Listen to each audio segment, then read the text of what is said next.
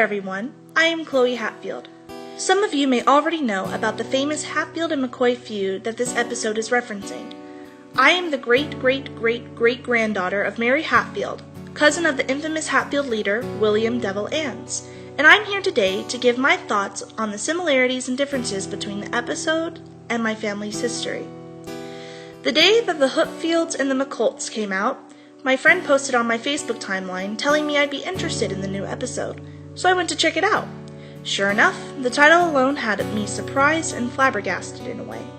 First, I like to point out that Devil Anse, leader of the Hatfields, was a man and not a mare. However, their readiness to fight tooth and nail, or in this case hoof, to defend their family and pride stays true, and I still carry this as well. But there's also my great-great-great-great-grandmother, Mary Hatfield, who had a big part in the feud, working with the other Hatfield women and helping the men with the, ruthless front lines. So I think this was shown through Ma Hooffield. There's also Paul McColt and Randall McCoy. Just like how the very mention of the Hooffields would cause Paul McColt to pop a vein, Randall McCoy was hot-headed and took extreme measures against the Hatfields, which eventually led to even greater attacks by the Hatfields. This was Randall's downfall in the end when his hot-headedness became literal, setting fire to his cabin and himself while in a drunken rage. But we can't show that in a kids' show. It's also of note that I expected the Hooffields to have the big log cabin, since Devil Anse owned many acres of timberland, but to my surprise, it turned out to be the McColts. This dapper-looking stallion from the McColt side reminded me of the McCoy's ally, Perry Cline, who at one point tried to cheat Devil Anse out of many acres of timberland. Perry Cline was from the city, so seeing a pony that looked so well dressed among those in overalls and tattered clothes, I don't think there's any way it could not be him, and I'd love to know whether or not the show staff did this intentionally. Comparing the events in the episode and the actual feud is a bit tricky though, mainly because the episode is only 30 minutes and condensed compared to the events that happened over a time span of many years.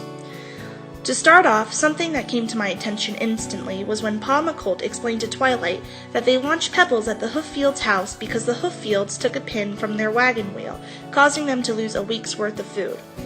Although there were a lot of events leading up to the feud, it officially started when a Hatfield was accused of stealing a pig from the McCoy family, which back in the day, when grocery stores weren't everywhere, might have meant starving to death.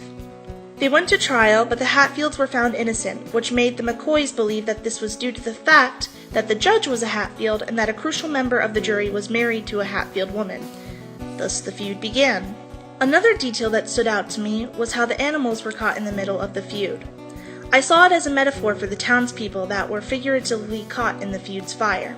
The Hatfield and McCoys had no regard for other citizens when they were focusing on their feud, unless those citizens came into play by choosing who to associate with during the feud.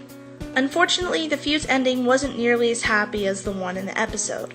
The Hatfields stopped fighting and turned to God by joining the Baptist church, which eventually led to the girl you see before you now.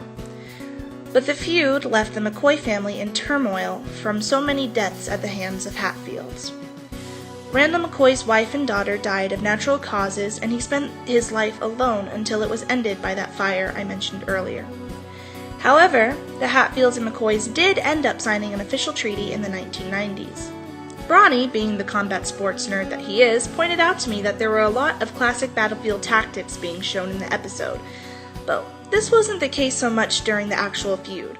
Although the Hatfields didn't shoot first, they shot a lot more than the McCoys, and it wasn't pumpkins or produce either. Both sides were brutal and very straightforward with their intentions, so there wasn't really any Trojan horse apology cake. On some unrelated personal notes, I was shocked when Twilight showed us a picture of the exaggerated hilltops that were the Smoky Mountains, where I actually have a lot of family living. And it was exactly how I used to picture it as a 5-year-old girl. I wonder if the writers could somehow read my younger self's mind. Lastly, the personal note that I would like to end this on is that I find it quite funny that the Hooffield ponies have a similar color palette as my Rose Capriccio pony Sona, and I think I will be adopting the name into my pony Sona. Thank you so much for watching this. I hope you got to learn a little bit more about this particular side of history, and that it helped shed some light and understanding on why this episode meant a lot to me. I also want to give a big thank you to Brawny for giving me this opportunity to share my views on this topic. Have a great day, everyone!